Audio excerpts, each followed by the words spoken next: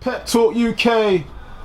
Once again, I'm delighted to be joined and reunited with the one, the only. Drum roll, please, Mr. Don Charles. Hey, it's been 6 solid months since I last saw you down at the gym. Pre-lockdown, pre-COVID-19. How's life been these past 6 months? My goodness, life's, you could ask, has life been for everybody else? It's the same in the sense that we all got hit with this COVID corona thing and shock to everybody's system. You know, first time in my life I've had to literally shut down. Literally, I'm a workaholic, you know, first time I've actually made myself redundant like the rest of the country. You know, very, very, very unusual experience. I don't suffer from depression, but I went into a mild depression for the first 3-4 weeks of being idle and trying to rearrange my head, getting used to not doing much, you know. When you're used to working all the time, then suddenly I'm not really a home person, I'm always at work. So it was very hard to adjust and panic. There was a sense of panic, because suddenly you can't do the things that you do on a daily basis. Your freedom, your movement was restricted, like everybody else. So it took quite a bit of getting used to, but I got used to it in the end. I had to adapt and lift my spirits up, and like I said, the whole country or the whole world was going through the same thing at the same time. So, you know, yeah, it was very unusual. Very unusual. Hey, but look, the positive news is we're edging towards normality. I mean, we're gonna have to live for some time with COVID-19. But today I've just witnessed your son George Fox putting a hell of a shift with your other fighter, Harry Armstrong in the ring, and it looks like, you know, ticking along nicely to get these boys back out when boxing returns properly with crowds. Most definitely. I mean, there is nothing on the horizon for my guys, because, you know, there's a queue out there. Established fighters are having to queue who have got belts and titles, so they get first option to fight. If you don't have a belt and you're just a guy starting your career, I'm afraid it's a long queue. But meanwhile, they're in the gym getting better, learning, trying to perfect their art. The sparring you witnessed earlier on, that's in-house sparring. 2 heavyweights, my son George and Harry Armstrong, the other heavyweight that I train. It's almost like, please pardon me for using the names I'm going to use. I'm just giving an example. Larry Holmes and Muhammad Ali. Holmes schooled under Ali and was his sparring partner, and look what he went on to do after Ali retired, or well, he retired. He was one of the people that retired Ali, which was quite sad to have seen that when they fought. They shouldn't have fought. So when you see my guys battling it out, it's a hard spar. It's in-house. It's a hard spar, but it's gotta be real. It's gotta be real. So whilst they're waiting to get something in terms of a fight date, yeah, that's what they must do to keep perfecting what they do. It's interesting because the last time I saw your son George was in Las Vegas when he was part of the Tyson Fury camp. Now his education and his learning continues, and how valuable of an experience was that for George? Oh my God, I mean, you have to speak to him yourself. Yeah, from what he told me, he came back a different guy in terms of mentally. He's always had the skills, George. He went there mixed with the company of Tyson Fury, and he told me that the fight would not exceed 8 rounds. He told me that Fury would stop. From what he was seeing and feeling in terms of being involved with the preparation for the Fury, he said that the way Fury's boxing, he said, I see him stopping the guy inside 8 rounds. I said, really? He goes, really, Dad? And he was right. The fight concluded in 8 rounds. And yeah, he came back from Vegas with a, you know, you mature. You speak to every fighter there has been. When you go into a camp to see how the best do it, you take not necessarily new skills, because he already went there with skills. What he saw that, and he spoke to Fury. Fury took the time that's the mark of the man. He took the time to speak to George, and like you do, you guide a younger person. This is all you got to do is grind it out and keep learning, keep developing. And he came back with a more matured mentality as a fighter. Yeah, he's buzzing. He's still buzzing from that experience. Wow. Speaking of sparring, I need to ask you, Don. There was a lot of Twitter back and forth between Marku and Horim Davies in your gym. Mm-hmm. What are the accurate stories out there? What is accurate? Well, I'm a trainer. I don't tend to get involved with fighters. Fighters' business is fighters' business. And there's a saying in boxing, an old saying, and it's an old saying, but it's also a new saying. What happens in the gym stays in the gym.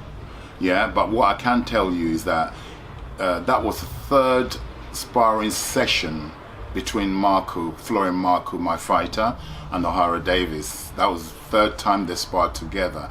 And you'd pay to watch any of those sessions. Yeah, very, very competitive. Very, very competitive spar. And, yes, the last time, every time, they're both, when I say volatile characters, they have tendencies to flare up. My guy, yeah, he has a tendency to flare up. O'Hara, we all know O'Hara, is the mouth of Britain, yeah. And, these guys are passionate guys. They want to win. Even a spar, they don't want to drop around. They want to win. So you're gonna get that, two winners together in the ring. There's only gonna be one outcome. Like I said, it's a very vibrant atmosphere when they spar. Very entertaining on all aspects. And the last time they sparred, yes, there was an incident. I won't elaborate, except for I'll give you the outlines. There was a very, very competitive spar. They were supposed to do 8 rounds that particular day, and I believe we got up to round 4. Yes, there was an incident, and what the fighters go and say afterwards, that's up to them. But I know what I saw, and it takes 2 to tango, and there was no. I can't blame whatever on my fighter. I can't blame nothing on O'Hara, with except for people shouldn't be economical with the truth, right? What was portrayed out there from Mr. Davies, I can say as much as that. It's a bit economical with the truth. So tell it how it is. I don't mind people telling it how it is. Yes, there was an incident, but the contents of that incident, I will leave it to the fighters to sort it out themselves. You say sort out. Is this going to lead to potentially maybe these two maybe one day getting in the ring? I know O'Hara's got the golden contract, but who knows? This is boxing, it was real. What happened was very real. It wasn't planned, and if it was planned, I didn't know anything about it prior to them sparring. Kevin Mitchell was here. He should also speak to him and get his account of it. But I know what I saw, and like I said, yeah, 2 passionate guys, winners. They want to win. So that's when 2 people want to win badly. And that's what happens, tempers flare up and stuff happens. So boxing came back in a big way over the past, the month of August, with Eddie Hearn's fight camp. Behind closed doors, a lot of 50-50 fights, a lot of popular fights. Did you get a chance at all to watch any of fight camp? Oh, most definitely. I mean, God, we've been through lockdown. We've been deprived of boxing. I'm a fan. I'm a coach, but I'm also a fan. So, and by the way, I take this opportunity to congratulate Eddie Hearn on the genius idea of having put stuff up in his garden. And the production, the production is almost, it's the same as the same production as you would get on Wembley or O2, but without the audience, unfortunately. But in terms of, sometimes you have to remind yourself there is nobody there. But in terms of the production, when they're doing their ring walk and the whole thing, the setup, how they managed the whole thing, it was really, really good. It did boxing proud, to be presented, especially in this climate. Very, very good shows. Very, very, like you said, 50-50 fights, and very, very, very thoroughly entertaining. I was definitely entertained. Fight camp ended with a conclusion of Dillian Whyte being shocked by Alexander Povetkin. What did you make of the fight at the time? Well, I'm not a hypocrite. I was one of the people. If you asked me prior to the fight who's going to win, I thought it was the wrong time for Povetkin in the sense that because of age comes into it. Okay, but he brought a lot of experience, Povetkin. He brought a lot of experience, but I only saw one winner in that fight, and that was always going to be Dillian Whyte, and the fight was panning out that way. You know, he was boxing cleverly, he was boxing really well. I would have liked to see Povetkin more on his back foot, because Povetkin had no answer to Dillian Whyte's jab. Yeah, he had no answer to it, and that should have been more, because keep him on his back foot, because with Povetkin, you cannot allow to let him into those zones. You know, he's most dangerous in those zones, mid to close range, and so therefore. But yeah, terribly disappointed, because obviously we're all rooting for Whyte, because he deserves, again, this proves the fighter he is. He needn't have had that fight. Yeah, you look at his last half a dozen fights, let's say, yeah, from Parker, yeah, to Rivers to Chisora, yeah, all these they're all like dangerous fights, you know, risky fights. Some of them he needn't have had, you know. So you have to commend the guy for his bravery, and especially being in the position that he's in. I believe he was even offered step aside money, stuff like that, and he refused it because he wanted his chance to challenge for the WBC title, which he deserved.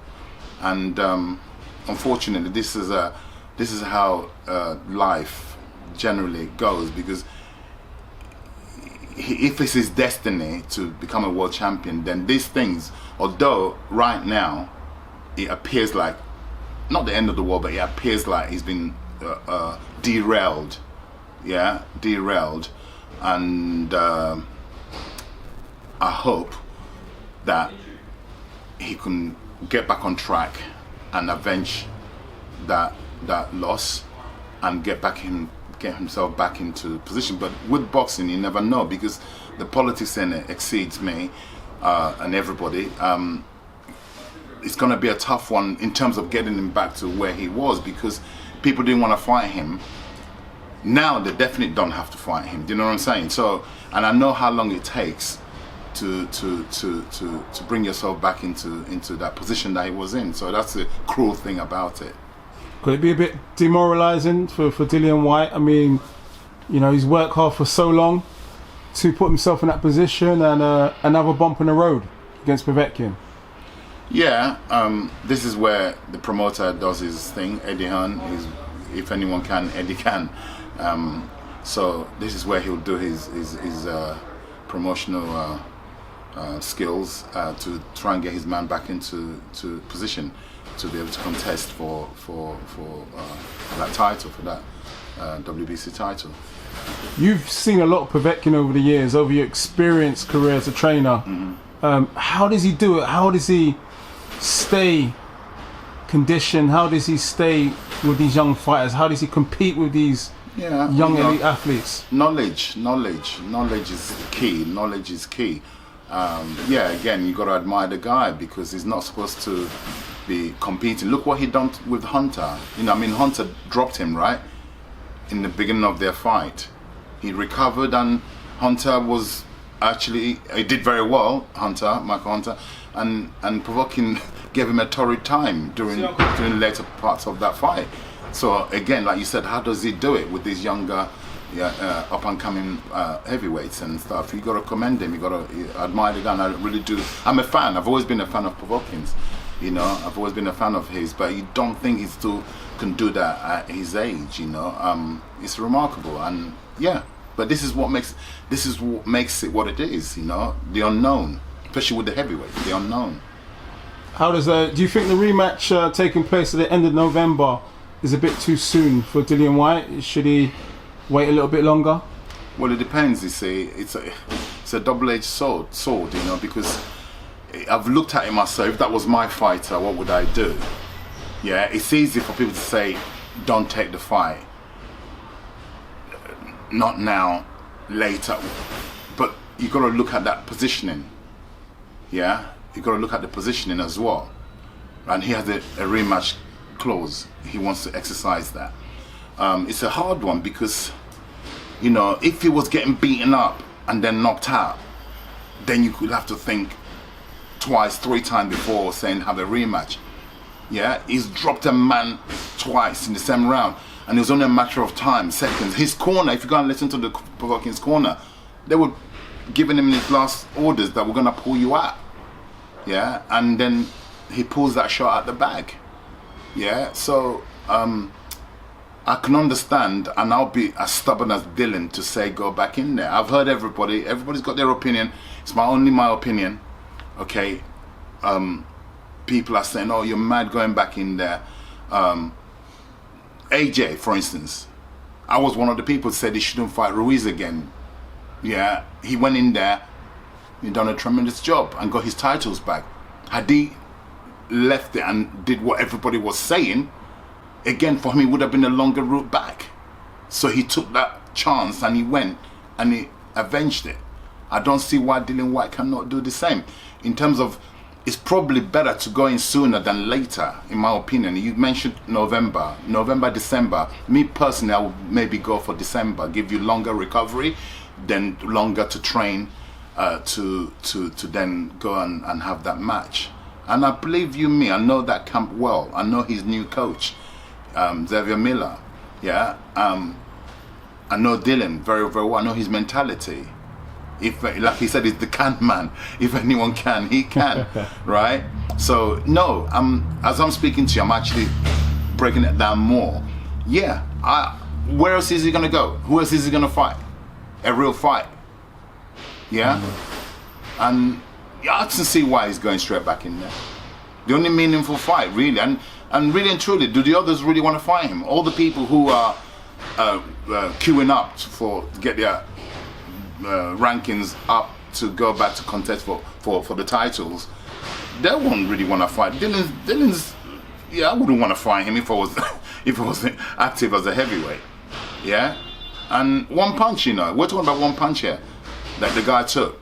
You didn't see. That's the ones that do damage. You don't see them. You mentioned the corner. You said you know Xavier Miller. I mean, he's a good guy. I'm happy that, you know, he's finally got his chance in the big time. 100%.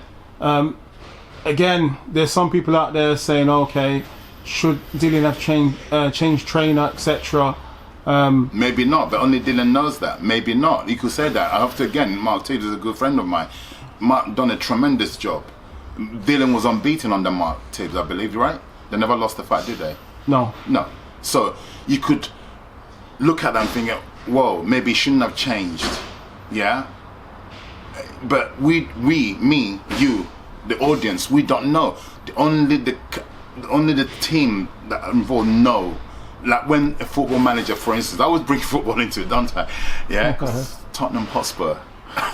Right? When the manager of any team, any club, Premiership club, selects his squad to play a match, the fans, including me, I'm not a hypocrite. Oh, why didn't he pick so and so? He should have picked so. The manager sees them day in, day out. He knows who to pick. Not us. We don't see them train. We don't see what happens in the training ground. So, but we're quick to condemn and say, oh, he should have picked so and so. So and so shouldn't have been on the bench. So, bringing it back to boxing, Dylan Whyte has his own reasons, which I don't know why he would have made that change. Yeah, if it's not broken down Monday, looking back at it now, maybe it's oh, maybe I should not change coach. Supposing he pulled it off, yeah, you done brilliant changing coach. Yeah, so but like I said, it didn't work out. Not because of bad coaching, not because of bad fighting. This is sports in general.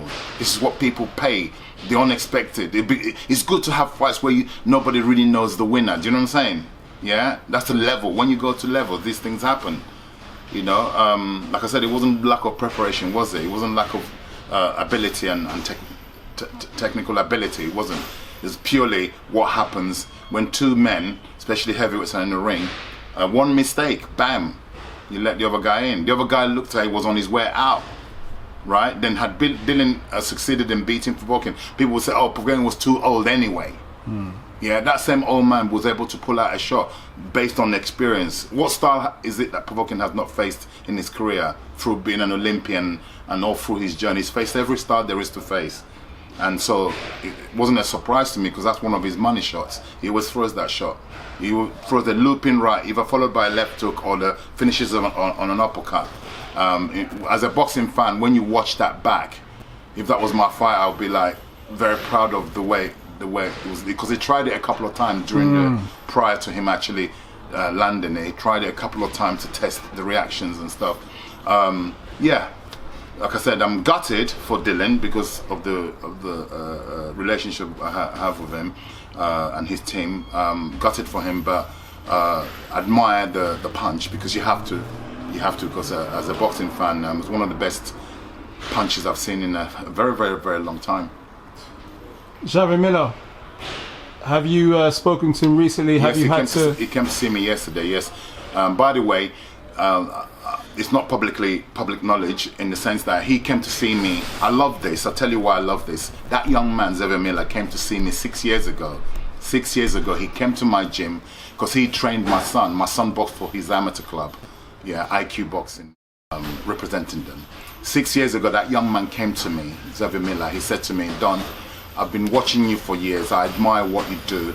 How can I become you? Not become me as Don. How do I become to do what you do? Yeah, I said, young man, I am no better than you as a coach. Have the belief, have the desire, have the work ethic, and go for it. Yeah, and when I become quite teary when Dylan commissioned him to become the head coach. I'm sorry for Mark Tibbs, because I know how much work Mark has put in over the years. Yeah, then suddenly it's terminated. I'm a coach. I too have suffered that type of thing. So I can imagine how Mark feels. Yeah, then a new coach is installed. Right, but going back to Xavier Miller, 6 years ago he asked me, what does it take? I said, you've got what it takes. And I've helped him along the way in various, not how to hold pads or how to, he's a good coach in his own right. That belief, that support, I've taken him into corner. If you go and watch Derek Chisora's last couple of fights, he was always in the corner with me. And whenever his fighters, he has a handful of fighters, talents that he was developing, he invites me to the corner to get that experience. So when he was commissioned now to be a head coach for Dylan, he already had that experience of being in big fights. Go and watch the Takam fight. When Derek knocked out Takam, he was in the corner. He was a very instrumental part of my team. Yeah, and yeah, I'm very, very proud of him. 6 years ago, 6 years, he came to ask, how do I do it? How do I become to do what you do? And that's what I'm about, empowering people. Yeah, because if I can do it, I was, when I say I had nothing, no, I came from something. I've always had something. I'm a very determined man. When I say, who taught me how to be a coach? How destiny. I met Chisora, who gave birth to me as a coach. Yeah, so I will always thank him. Yeah, although he buggered off in the end, right? But I will always owe him and thank him for it, because he gave me my break.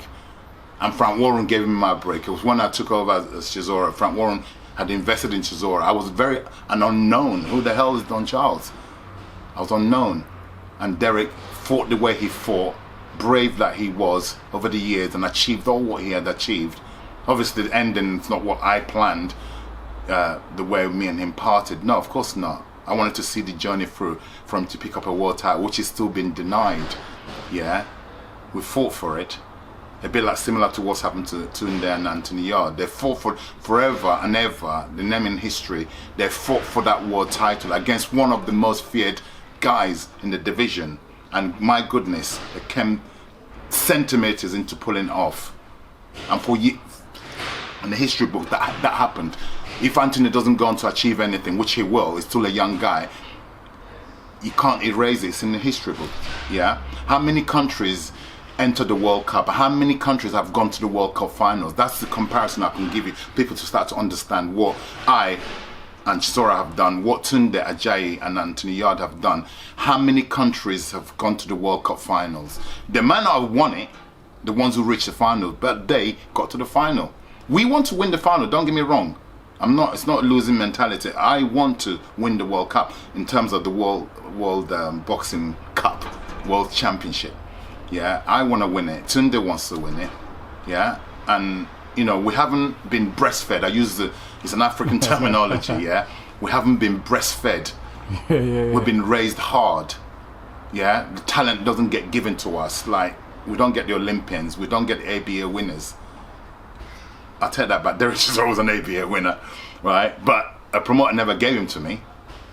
He came to me, an unknown, and we did what we did. And yeah, so coming back, you know, old school, I have a long way of telling stories. My dad used to do it. I start to stand like my dad every day. So basically, Xavier Miller, and I'm so happy for him because he's done it. And he's going to go on to achieve with Dylan. To get what their destiny says they're going to do, they will do together, their destiny. Would you make a pre-fight Whyte versus Povetkin, Chisora stating that it would help Povetkin to prepare for that fight? He will help in what capacity? Sparring. Sparring. Did he spar him? I don't know. I don't think it happened in the end, but yeah. I know when Dylan caught wind of it, he wasn't too happy. Well, this is the sport we're in. You're entitled to go and spar whoever you want to spar to help. You know, that's the choice one makes. Derek, by the way, has sparred Povetkin numerous times. He's flown out to Russia a few times when I was training him to spar. He's done it twice. So for him to do it again, it's nothing against Dylan. I don't think Derek would have done something against Dylan. It's something that he always does. He's sparred on 2 occasions, he's done camps with Povetkin. So there's nothing new there. So I don't think it's personal that he would go and help Povetkin prepare. No, he's done it twice before. Lastly, you mentioned Frank Warren. We spoke about Eddie Hearn. Can these two, can they work together in some capacity for the good of British boxing, or has too much, you know, is there too much water under the bridge? No, they will work together. Obviously, it's like boxers, 2 boxers. There's rivalry, of course there is. Yeah, they're the 2 main promoters in this country, the most 2 influential in the world. Frank Warren, namely, because he's been at it for a long time. I mean, it's only in this country we don't. When I say promote our own, Frank Warren is a legend. Yeah, what he has done, how many champions has come through Frank Warren over the years. And he's a man that gives people opportunities. Like I said, he gave me an opportunity as a new coach. He could have easily got rid of me when John Oliver was training Derek. He was Derek's first coach when he turned pro. And then he handed over the reins to me, the baton to me. It's a relay. He ran his leg. He said to me, young man, take the baton from me, and you better not drop that baton. And I didn't for a long period. I didn't drop it. And when Frank Warren caught wind of it, he could have said, who's this guy? I don't know you. This is my investment. I can't. He would have gone and got a more established coach for Derek. He didn't. He trusted me. He gave me a chance, should I say. And we came correct. We won everything initially. And then, so Frank Warren should be celebrated. Yeah, should be celebrated. And Eddie Hearn should be commended for what he has done for boxing. Yeah, remember, I don't like all the fighting, all the bickering. They should work together, in my opinion. So Eddie, Frank, come on, guys, let's do it. Yeah, let's. There's enough enemies out there to fight against. Yeah, there's good fighters in Frank Warren's camp. There's good fighters in Eddie Hearn's camp. Let's entertain the public. Let's mash them all up. Let's fight. Let's get it on for the audience's sake, the paying public's sake. Yeah, all the bickering enough. Let's drop all that nonsense. That's childish behavior. Let's drop it all, and people should be respected for who they are. Frank Warren, like I said, is a legend. He should be celebrated, in my opinion. In fact, he should be knighted, in my opinion. Sir Frank Warren. I'm going to personally write to Her Majesty. Why not? Why not? I've seen people do less and get knighted. Why shouldn't he get knighted? And Eddie Hearn, the young, fresh, new ideas, genius ideas for various things he's done, and try cross Atlantic with the zone and what he does in, you know, you got to commend this young man, you know. And there's a lot of talk, people saying, oh, Eddie had it given to him. No, Eddie had it given to me. And said there was a platform. Yes, there was. His father built a platform, but there's so many kids, you give them a platform and they mess it up. Yeah, what did he do with that platform? He built a bloody skyscraper on it. That's what he did. Yeah, and you have to comment. You have to respect that. He did say that he turned a silver spoon platinum. Well, yeah, I can agree with that. Yeah, how many times have you heard that story where people came from let's say a privileged background? Yeah, there's no guarantees that the children that you've handed the baton over to are going to make good of it. But he made more than bloody good of it. If that was my son, I'd be so proud of him. I'm sure his father is very, very proud of what his son has gone and done. Don, it's been a pleasure to catch up. I mean, hopefully we'll get to see more of each other in the future. But it's been it's been brilliant as usual. Yeah, Anything else you'd like to add before we shoot out? Yeah, I just want to tell everybody, the boxing fans and the world fans, take care of yourself. It looks like we are going to overcome this COVID situation. Be careful out there. Don't take it for granted. Do the right things. Hygiene, cleanliness is next to godliness, and stay safe with your families. And I believe collectively we're going to beat this thing and return back to some kind of normal life. Yeah. That's all I've got to say. Stay safe and peace. Mr. Don Charles, Pep Talk. Subscribe. We out, ya.